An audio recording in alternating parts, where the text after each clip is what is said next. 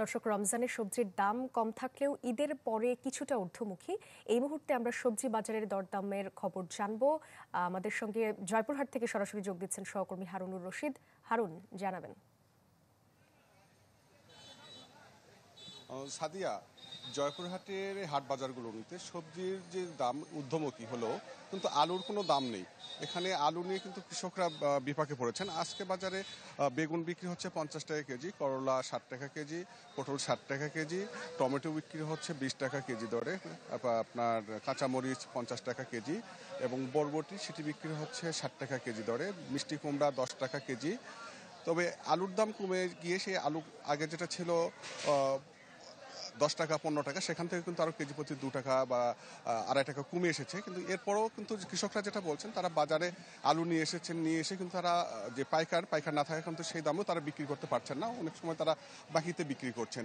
তো আর আরেকটা জিনিস জানিয়ে রাখি, কয়েকদিন ধরে কিন্তু পেঁয়াজের যে বাজার সেটা ঊর্ধ্বমুখী ছিল, সেই বাজারটা কিন্তু এখন কেজিতে 10 টাকা বা 15 টাকা কমিয়ে আজকে বাজারে 44 টাকা 45 টাকা কেজিতে বিক্রি হচ্ছে এবং আদা বিক্রি হচ্ছে 70-80 টাকা, রসুন বিক্রি হচ্ছে 120 টাকা 30 টাকা কেজি দরে। তবে সব মিলিয়ে কিন্তু সবজির যে দাম নিয়ে কিন্তু এখানকার ক্রেতা যারা আছে তারা কিন্তু নাভিশ্বাস উঠে গেছেন তাদের মধ্যে।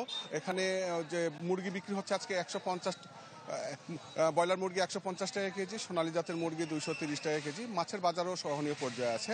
তবে এই যে সবজির বাজারের ঊর্ধ্বমুখী কারণটা কৃষকরা যেটা জানিয়েছেন যে বৃষ্টি কম হওয়ার কারণে উৎপাদন কমে গেছে বিধায় বাজারে আমদানি কম, এর জন্য দামটা বৃদ্ধি পেয়েছে। বৃষ্টি হলে আবার আমদানি শুরু হলে বাজারে আবার দাম কমতে শুরু করবে বলে আশা করছেন তারা।